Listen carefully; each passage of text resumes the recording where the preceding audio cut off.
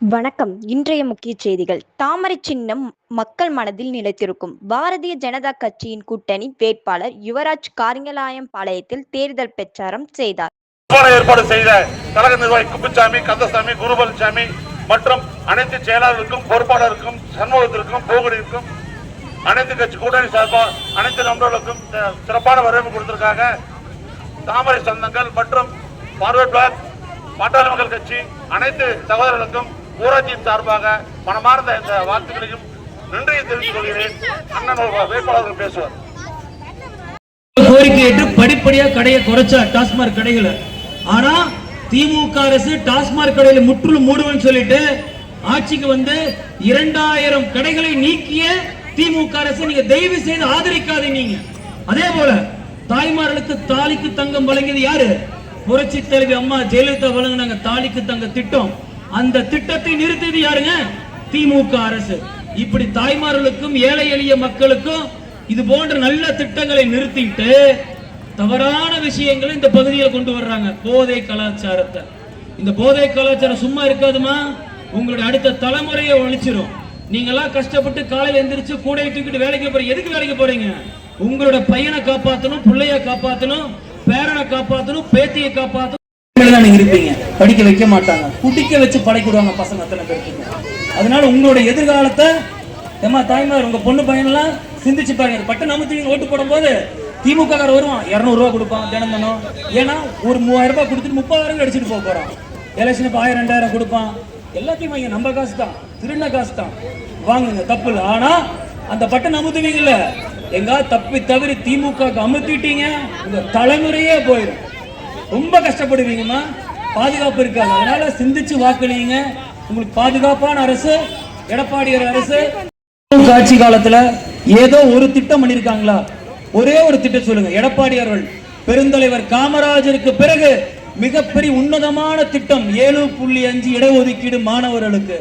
ஒரு காலத்துலமா 2016க்கு முன்பு வரை அரசு பள்ளியில படிச்சுட்டு இருந்தீங்கன்னு வச்சுங்க. எவ்வளவு பேர் அரசு பள்ளியில படிக்கிறீங்க? வருஷத்திற்கு ஒரே ஒருத்தர் தான் டாக்டர் ஆக முடியும், தமிழ்நாடு பூரா சேர்த்து. ஆனா 7.5 கொண்டு வந்ததுக்கு அப்புறம் ஒரு வருஷத்திற்கு 500க்கும் மேற்பட்ட அரசு பள்ளியில படிக்கக்கூடிய மாணவ மாணவியர் டாக்டர் ஆகிறாங்கம்மா. இது எடப்பாடி மிகப்பெரிய சாதனை. அதே போல பொறியியல் கல்லூரியில வருஷத்திற்கு ஆயிரக்கணக்கான பேர் இன்னைக்கு பொறியியல் கல்லூரி போறாங்கன்னா அது எடப்பாடி 7.5% 1 ரூபாய் நீங்க ஸ்கூலு காலேஜ் கட்ட தேவையில்லை. அதே போல இன்றைக்கு திமுக காரங்க சொல்றாங்க இலவச பஸ் எப்படிமா போயிட்டு இருக்கு சொல்லுங்க. சந்தோஷமா போறீங்க, இலவச பஸ் போக முடியுதா? தரமா இருக்கா பஸ்? ஒரு பெண் கூட, ஒரு தாய்மார் கூட 10 நாள் எங்கிட்ட போய் கேட்கிறேன். ஒருத்தர் கூட சொல்றாங்க சார் எங்களை கேவலப்படுத்துறாங்க சார், பஸ் நிறுத்துறதே கிடையாது.